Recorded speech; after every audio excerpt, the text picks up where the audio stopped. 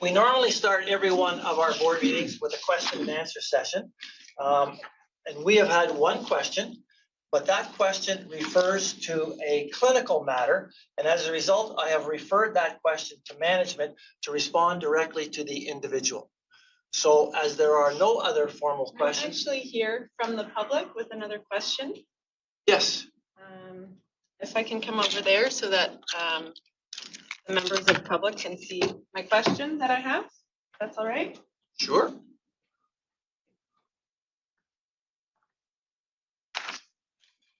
Thank you. I appreciate you having me in here today. So my name is Aurora Bisalmo Petit. On November 15th, 2001, I was one of the thousands of nurses that was fired for not providing my employer, PHSA, with my personal private medical information, specifically if I had received the COVID-19 injection.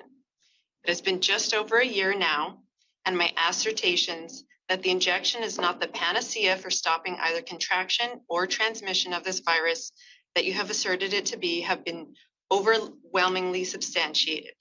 It is commonplace for those who have received their third, fourth, fifth doses to get COVID, even if they've been vaccinated. Surely you can all see that the current strategy is not doing what it was purported to do. You demonize those like me, stating that we were a threat to patients, the public, and the healthcare system, while you hypocritically ask nurses with active COVID illness to continue working in the healthcare system. Somehow, magically, vaccinated nurses who are sick are not a risk to others, but non-vaccinated nurses who are healthy are a risk. I fail to glean even a shred of logic in that. Perhaps someone here can enlighten me. So here we are, more than a year later, our healthcare system on the brink of collapse, and the healthcare worker injection mandate continues to be in effect. Despite the vast amount of evidence discrediting the validity of the order, despite every other province in this country and many countries around the world acknowledging this approach is neither scientifically sound nor effective, despite the tens of thousands of COVID-related sick calls all of our health authorities have received after the non-vaccinated healthcare workers were fired and thus not spreading COVID in the workplace. So again, perhaps someone here can enlighten me as to what is different in BC. Last week, November 16th, 2022, I emailed the entire board of directors and executives of PHSA with an investigation summary into how PHSA has handled COVID management. Who among you did not receive this email? Okay, I'll take that everyone received it. I have on hand a printed copy of this email for each of you, so there is zero plausible deniability that each and every one of you has been personally provided with this information. As a reminder, in this email, I quoted PHSA's Stop the Line policy, which states, this is a process to clearly express patient safety concerns, and when asked to do so by others, stop and immediately respond to an expressed patient safety concern. I first raised my concern to the board and executive a year ago, November 24, 2021, when I submitted a question for an open board meeting. My last question submission on April 28th has yet to be acknowledged, let alone addressed. In this email, I shared under PHSA's whistleblower policy some of the alarming red flags I noticed related to COVID while working as a nurse for PHSA. Namely, the huge discrepancy in adverse vaccine reactions occurring versus those being reported to the public. We haven't even begun to delve into the responsibility PHSA holds as the employer of Bonnie Henry and the parent organization of the BC CDC. In this email, an abundance of credible resources were included. I have yet to receive a response from a single one of you. Not something I would expect from leadership of an organization like this. The public health measures, including but not limited to the experimental COVID injection that you have facilitated, promoted, and mandated are causing significant morbidity and mortality in this province. In Pfizer's own post-market trial data, in the first 3 months, ending February 28, 2021, their own data reported several pages of adverse reactions, including over 1,200 deaths.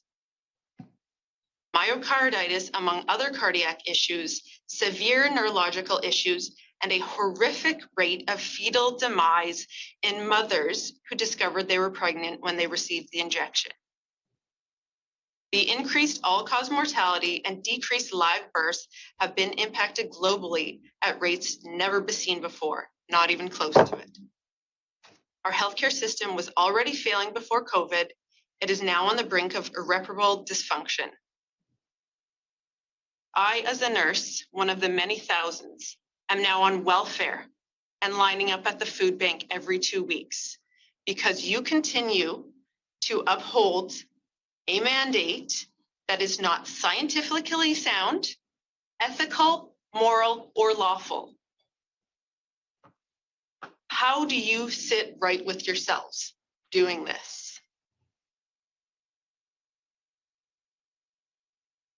Are you really so obstinate as an organization and as leaders within this organization that you would rather watch our healthcare system implode than acknowledge your wrongdoings and take steps to remedy them? So my question to you, as I've provided all of you with ample information, credible resources, every single one of you received this email. Has this information been looked into to a depth that you can, with 100% certainty, say, this woman is out of her mind and she's making stuff up?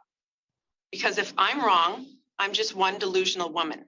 If you are wrong and you are ignoring these warning signals that I've sent you, you are continuing to contribute to the grave harms and murders of people in this province.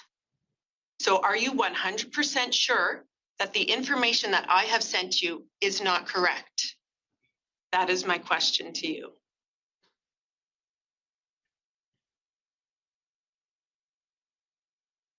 Great. I have reviewed the information, and I too am a registered nurse and feel quite confident with the evidence, yes. So you reviewed all of the information in my email. I just actually answered your question to me, and I feel, as a registered nurse, completely confident with the information, yes. Question has been. Okay, and I get one follow-up question. Follow-up question. So you said you reviewed all of the information. Does that mean the information that I sent you? I have reviewed your information, and I am confident in the evidence the province is using. Thank you for your question.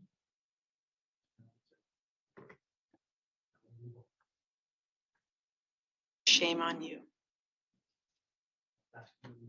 I will leave. Shame on all of you for not looking into this. There will come a point in time, Excuse me. and it's becoming more and more obvious.